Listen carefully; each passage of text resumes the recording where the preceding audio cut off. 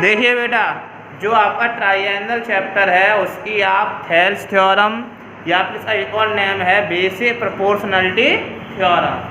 देखिए बेटा, जो हमारा थ्योरम है उसका जो स्टेटमेंट है वो हमारा स्टेटमेंट ये लिखा हुआ है पेज नंबर 124 एनसीईआरटी पर कि इफ़ ए लाइन, यदि एक जो लाइन है इज ड्रॉन, हम खींचते हैं, कहाँ पर खींचते हैं, parallel to one side of a triangle, एक ट्राइएंगल ए एक side a parallel to intersect the other two side. तो जो एक साइड है जो हमारे ट्राइएंगल ए थर्ड साइड एक पैरेलल खींची गई थी वो उन टू लाइन को क्या करती है, इंटरसेक्ट करती है। तो देखो बेटा, जैसे हमसे ये बोला था एक ट्राइएंगल है, हमने एक ट्राइएंगल बना लिया, फिर उसने बोला था इस ट्राइएंगल की जो थर्ड साइड है, एक साइड, उसने एक साइड बोली है, उसके पैरेलल हमें लाइन खींचनी है। तो देखो बेटा, मैंने यहाँ से खींच दी, ड्रॉ कर दी, कोई प्रॉब्लम बेटा नहीं हो रही, ए बी सी, और यहाँ पर मैंने ले लिया डी, और फिर उसने बोला जो लाइन हम खींचते हैं वो ट्राइएंगल की दो साइड को इंटरसेक्ट करती है, कर रही है ना, यहाँ पे कर रही है डी और ई पर। आगे पढ़िए, इंटरसेक्ट का other two side in distant point, मतलब इक्वल रेशियो में करती है ये।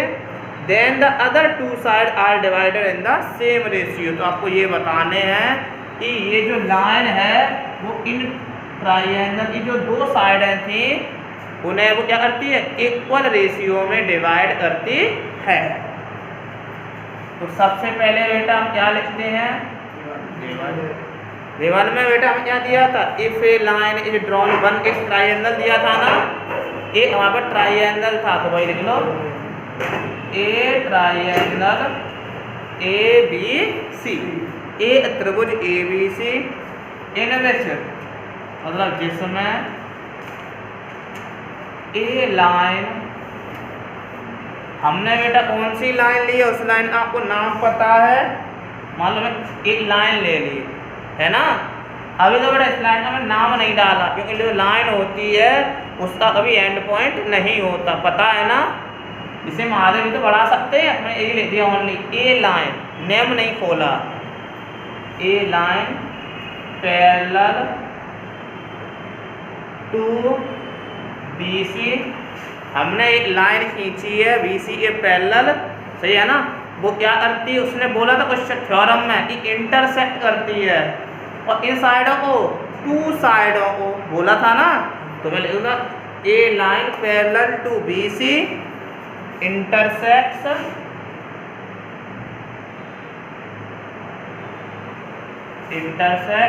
अदर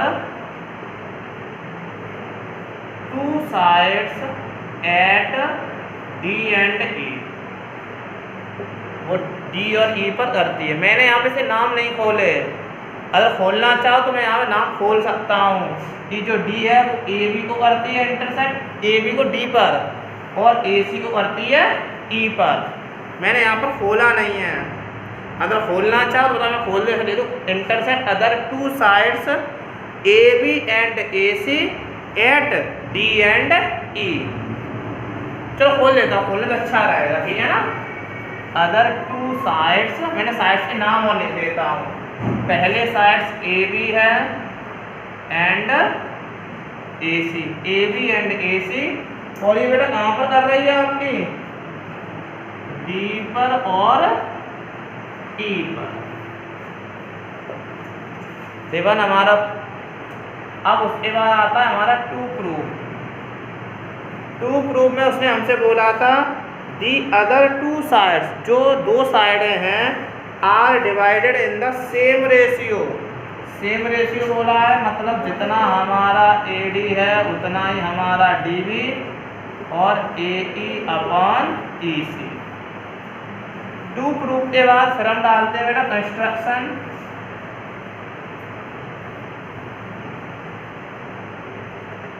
कंस्ट्रक्शन में हमारा वो डालता है जो हम अपनी तरफ से डालते हैं। तो बेटा देखो, हमें पता है इसमें हम क्या डालें, अल्टीट्यूड डाल देंगे। एक बार मैंने यहाँ से इधर डाल दिया अल्टीट्यूड, और एक मैंने यहाँ से यहाँ डाल दिया अल्टीट्यूड, ठीक है ना। ऐसे ही बेटा मैंने फिर इसको ज्वाइन कर दिया।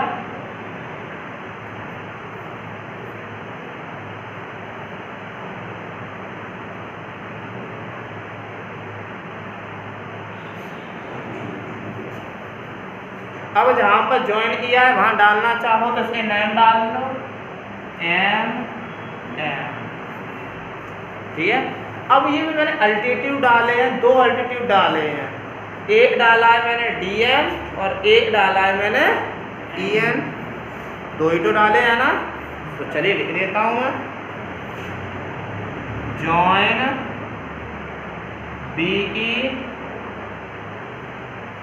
एंड सी डी, फिर उसके बाद ड्रॉ डी एम परपेंडिकुलर, है ना। अब मुझे कोई बता सकता है जो डी एम है वो मैंने जो परपेंडिकुलर डाला है वो इसी पे डाला ए सी पर, and E N perpendicular A B. ये डालने के बाद फिर हमारा होता है बेटा प्रूफ। तो मुझे बेटा इसमें है ट्राइएंगल शो हो रहे हैं। यहाँ पर बेटा मैं ट्राइएंगल ले लेता हूँ। मैंने ये वाला ट्राइएंगल ले लिया, area triangle A D A, 1/2, फिर होता है इंटू बेस। बेस हमें पता है जिस पे हमारा अल्टीट्यूड डलता है वो हमारा बेस हो जाता है। क्या हो जाता है? बेस। तो देखो बेटा एक अल्टीट्यूड डला है हमारा डी एम, किस पे डला? ए ई पर, तो base into altitude, first equation. ऐसे ही मैंने फिर दोबारा वही ट्राइएंगल ले लिया। क्यों लिया? क्योंकि वहाँ पर एक और अल्टीट्यूड है, और जो वो अल्टीट्यूड है उसका नाम है ई एन, और वो किस साइड पे डला है? हमारा डला है ए डी पर, तो ए डी हमारा बेस हो जाएगा और ये अल्टीट्यूड। 2 इक्वेशन बन गई। इसी पर फिर एक और ट्राइएंगल है बी डी ई, मैंने उसका भी एरिया निकाल लिया। Area triangle B D E 1/2 into base, base हमारा बी डी, और जो अल्टीट्यूड है वो हमारा यही वाला काम करेगा ई एन। कौन सा काम करेगा? E N. ये हो गई हमारी थर्ड इक्वेशन। अब जब ये थर्ड इक्वेशन हो गई, एक ट्रायंगल हमारा ये और बनना है डी ई सी। मैं इसका भी एरिया निकाल देता हूँ। एरिया ट्रायंगल डी ई सी, तो 1/2 इंटू बेस ई सी इंटू अल्टीट्यूड, अल्टीट्यूड यही वाला काम करेगा डी एम वाला। ये हो गई हमारी फोर्थ इक्वेशन। अब इसमें हम क्या करेंगे? रेशियो में लेंगे। तो हमें रेशियो में लेना है A D upon D B. तो ए डी ये रहा और डी बी ये रहा, मतलब सेकंड के अपॉन में रेशियो में हम थर्ड ले लेंगे और फर्स्ट के में फोर्थ।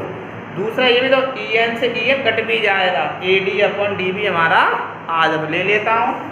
सबसे पहले चाहे तो सेकंड और थर्ड ले लो, चाहे ले लो फर्स्ट और फोर्थ, ये आपकी चॉइस है। मैंने ले लिया from second and third, upon में रख लेता हूं मैं रेशियो को प्रोपोर्शनल में। Area triangle A D E upon area triangle B D E. A D E का मान है हमारे पास 1/2 into A D into E N, और इसकी वैल्यू है 1/2 into B D into E N. E N से ई एन कट, हाफ से हाफ कट, हमारी वैल्यू निकल आई ए डी अपॉन बी डी। उसे मैंने फिफ्थ इक्वेशन डाल दिया। इतना बेटा आप नोट कर लो, फिर मैं आपको आगे बताता हूँ। देखिए बेटा जैसे मैंने सेकंड और थर्ड से लिया था, अब मैं फर्स्ट और फोर्थ वाला ले लूँगा। लिख लूँगा फ्रॉम फर्स्ट एंड फोर्थ,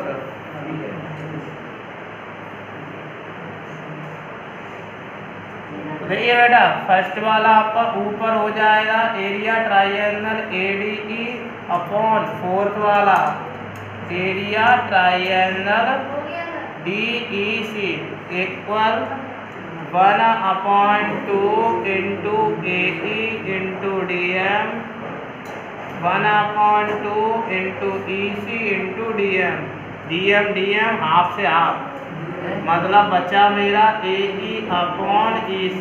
ये हो रही बेटा मेरी 6 इक्वेशन। कितनी इक्वेशन डालने के बाद अब देखना बेटा, मुझे यहाँ पर ये दिख रहा है, देखो ऊपर ADE है, यहाँ पर भी ADE है, ऊपर वाले तो आपके इक्वल हैं, लेकिन ये यहाँ पर है BDE और यहाँ पर है DEC, ये हमारे नॉट इक्वल हैं। अगर ये भी इक्वल आ जाए तो पूरा पूरा इक्वल हो जाएगा, हमारा आंसर आ जाएगा। तो मैं लिखा जो ADE तो है, यहाँ DEC है, यहाँ BD, अगर ये दोनों भी इक्वल हो जाए तो फिर हमारा LHS इक्वल हो जाएगी, तो हमारे RHS भी इक्वल कर देंगे। तो मैं अब लिख देता हूँ, देखना कैसे लिखो, सीधा सीधा triangle BDE and triangle DEC lie on the same base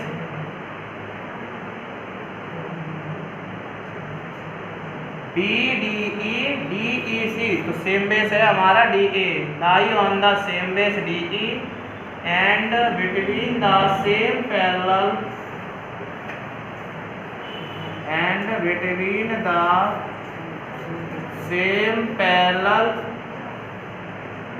lines DE and BC। हमने 9th क्लास में थ्योरम पढ़ी है कि जब दो ट्राइंगल हों, उन दोनों ट्राइंगल का बेस सेम हो और वो दो पैरेलल लाइन के बीच में हो, तो दोनों का जो एरिया होता है वो हमारा इक्वल हो जाता है। तो जब इक्वल हो जाता है तो फिर बेटा मैं यहीं पर लिख दूंगा। तो देखिए बेटा, कौन कौन से ट्राइंगल थे, एक तो था मेरे पास BDE, एक था हमारे पास DAC। उन दोनों ट्राइंगल का जो एरिया है वो हमारा इक्वल हो गया। मैंने इसे डाल दी 7th इक्वेशन। अब मैं यहाँ लिख दूंगा फ्रॉम 5th 6th and 7 दी गए। अब देखना बेटा, इसमें ADE और ADE ये दोनों इक्वल हैं, इधर BDE था इधर DEC था, और ये दोनों भी हमारे इक्वल हो रहे 7 इक्वेशन से। ये वाले भी इक्वल हो रहे, ऊपर वाले पहले से ही इक्वल है, इसका मतलब LHS इक्वल हो रही, इसका मतलब जो हमारी RHS है वो हमारी जो है इक्वल हो जाएगी। और बेटा यही जो है वही हमें इक्वेशन जो थी, ये थ्योरम जो थी बेसिक प्रोपोर्शनलिटी थ्योरम या फिर थेल्स थ्योरम, उसने यही बोला था कि जो ट्राइंगल है, जो हमने थर्ड साइड जो पैरेलल ली थी एक लाइन, वो हमारी क्या हो प्रोपोर्शनल रेशियो जो है वो सेम होने चाहिए, मतलब AD अपॉन DB इक्वल हमारा AE अपॉन EC होना चाहिए। वो हमारा बेटा प्रूफ हो चुका है। देखिए बेटा, अब आप लोग सेकंड थ्योरम देखिए। ये थ्योरम है आपकी कन्वर्स बेसिक प्रोपोर्शनलिटी थ्योरम, मतलब थेल्स ये कन्वर्स है। देखिए उसमें आपको ये दिया था कि ये जो पैरेलल है तो हमें रेशियो में दिखाना था, इसमें रेशियो में बोलेगा तो हमें पैरेलल दिखाना पड़ेगा। देखिए बेटा, जो थ्योरम उसमें ये लिखा है, इफ़ ए लाइन, यदि एक जो रेखा है डिवाइड करती है any two sides of A triangle. तो सबसे पहले हम एक ट्राइंगल बना लेते हैं। ये बेटा ट्राइंगल बोला है, मैंने एक ट्राइंगल बना लिया। फिर उसने बोला एक जो लाइन है वो डिवाइड करती है टू साइड्स को। चलिए बेटा, मैंने एक लाइन डाल दी, यहाँ E ले लिया, यहाँ BE ले लिया, ठीक है ना, कहीं भी ले लो आप। फिर इसमें बोला है two sides of A triangle in the same ratio, और इसमें वो सेम रेशियो में है। तो सबसे पहले हम गिवन लिख लेते हैं, गिवन में बेटा हमें क्या दिया है, यही तो दिया था triangle, A triangle ABC in which a line, ठीक है ना।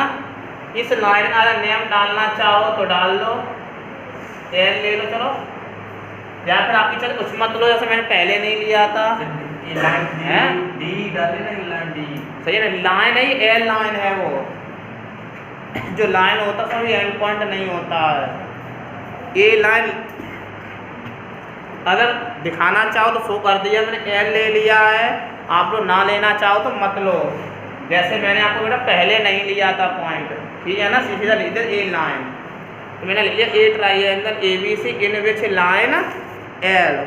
अब बेटा उसने क्या बोला था कि जो लाइन है क्या करती है, डिवाइड करती है, तो इसमें बेटा लिख लो A line in which a line L divide, है ना, AB and AC at D and E such that इस प्रकार करती है कि AD अपॉन DB और होता है हमारा AE अपॉन DC। अब बेटा हमें टू प्रूफ में क्या करना है, then the line is parallel to the third side, हमें ये दिखाने दो लाइन जो है हमारी ये पैरेलल है थर्ड साइड के। जब L पैरेलल BC दिखाना है, इसका मतलब हमें DE पैरेलल BC भी दिखाना है। जब L पैरेलल BC होगा इसका मतलब हमारा DE पैरेलल भी BC हो जाएगा। इसके बाद मैं इंस्ट्रक्शन ले लेता हूँ। अब बेटा मुझे ये तो पता नहीं है कि ये जो लाइन है हमारी L वो BC ऐसी है पैरेलल है। जब हमें पता नहीं है तो मैं इसमें न्यू लाइन खींच लूँगा इसके पैरेलल। मैंने बेटा एक लाइन और ड्रॉ कर ली, ठीक है ना, इसका मैंने नेम डाल दिया F, सही है ना, DF। अब जो मैंने लाइन ली है वो मैंने कैसी ली है कि जो DF है वो BC के कैसी ली है, मैंने पैरेलल ली है, ठीक है ना। तो लिख दो बेटा, मैं यहाँ पे ऐसे लिख लेता हूँ, let DE is not parallel to, पहले मैं मान लेता हूँ जो DE है वो BC के हमारे पैरेलल नहीं है। फिर ड्रॉ, मैंने न्यू लाइन कौन सी खींची बेटा,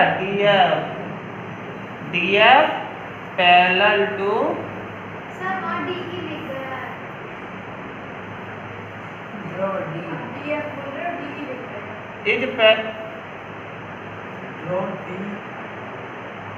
draw DF parallel to BC। इसके बाद अब बेटा ले लेंगे प्रूफ। प्रूफ में देखिए बेटा सबसे पहले हमें दे रखा है AD upon DB equal AE upon EC।